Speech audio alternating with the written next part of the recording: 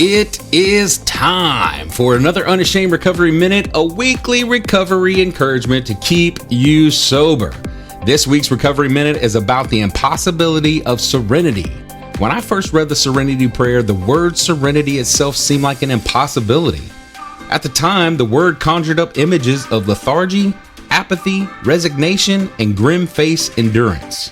It hardly seemed like a desirable goal. But I've since found that serenity means none of those things. Serenity for me today is simply a clear-eyed and realistic way of seeing the world, accompanied by inner peace and strength, backed by my higher power, Jesus Christ. My favorite definition of serenity is like a gyroscope that lets us keep our balance no matter what turbulence swirls around us.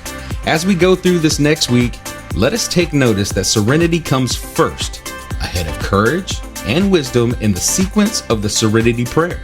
We must also believe that serenity must come first in our life as well. We must have balance, a realistic outlook, and acceptance that this is part of the blessing of serenity before we can go on to the kind of action and decision making that will bring order to our existence.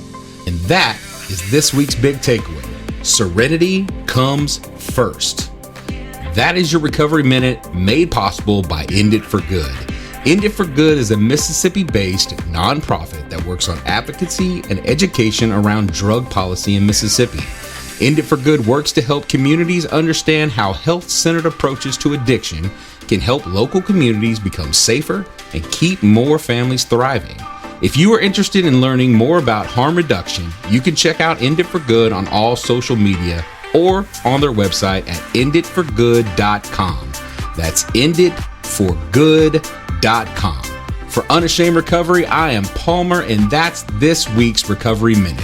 A short, encouraging biblical word to help keep you going strong in your daily recovery journey.